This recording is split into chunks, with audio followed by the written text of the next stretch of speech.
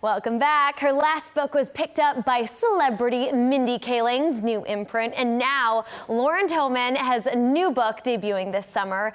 It is called You Shouldn't Be Here, and it's a trippy and twisty crime novel, ghost story, and supernatural thriller. I'm loving this already. Welcome back, friend. Thank you so much for having me. I'm so glad you're here. Okay, so let's start with the premise of the book. So You Shouldn't Be Here follows two main characters. One is a 16-year-old girl named Angie who thinks her house is haunted, which is exciting to her because she thinks her town is very boring. But the problem is only she can hear the ghost, and so she sets out to prove that her house is truly haunted. And then we have Madeline, who's a first-year teacher who's recently moved to the same town. And she is there for a job, but really she wants to dig into what happened to her cousin a couple years before when she mysteriously disappeared. And little do they know, even though they don't know each other and they are investigating different things, they are actually on the same path that's going to put them in the crosshairs of one of the most powerful and dangerous people in town. Oh, dun, dun, dun. Dun, dun, dun. Okay, so you said one of the main characters is a teenager. So who is this book for? Because it's an adult book, correct? It is an adult book, and I like to kind of blend genres and blend audiences.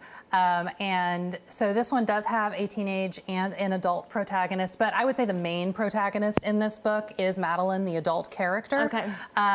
And it just, content-wise, it does skew a little older. So while I would say it is probably appropriate for, high school age teenagers, it's really not for younger readers. Yeah. It's more, and it focuses a lot more on issues that you would face as an adult than as a teen. Right, because there's a lot of diversity woven in there as well. Explain why that was important for you to include. Well, I mean, I am a mixed-race Chinese-American woman, and growing up, most of the books I read did not have characters that were like me. So when I started writing my own books, I was like, well, my characters can be like me. And then also, I just, when I look around, I think the world is a very diverse place. And I think that I want to include as many perspectives as I can in my work to just show the world the way it is, and also that stories with diverse casts don't have to be about identity and diversity. It's just people have all sorts of different life experiences, and these people wound up in a town where they're having to deal with murder and ghosts. Okay, so how do you write a thriller or a crime narrative? Like, what is going on up there, Lauren? What is going through your mind? A lot of things that don't ultimately make it in. But with this book, I did start actually with the villain. I was like, okay, how do you, and my question, I always am dealing with a question. With this one, I was thinking about how do you hold powerful people accountable, like when they seem kind of untouchable. And so I started with this untouchable villain that's so rich and so powerful.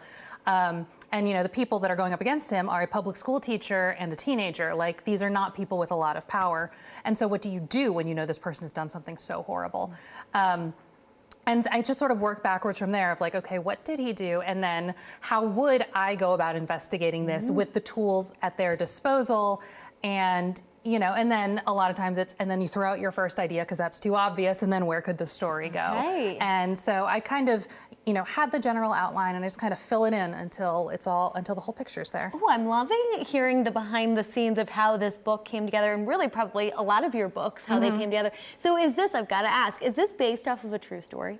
It is not based off of a true story, but I think all authors will pick and choose bits of their lives, friends' lives, articles they read, things that are happening in the world, and just things that find interesting. So there are a lot of things in this book that came from real life, my life and other people's lives, but no, this is not a true story. Oh, that's so cool. I bet your friends are reading like, oh, I remember that. Thanks for including that. We have to talk. We mentioned it at the beginning. Mindy picked up your first book, but it took a while to get that published. What did you learn in that process, and what's your advice for other writers out there who may be dealing with that same, a lot of no's before their yes? My biggest piece of advice would be that no words are wasted.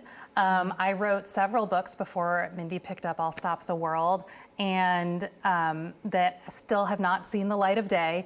But I think they all made me a better writer. I think they helped me discover my voice and learn what is important to me to include in my stories. And also just the practice of writing over and over and over made me better at what I do. And so when I did finally get a book published, it was something I could be proud of.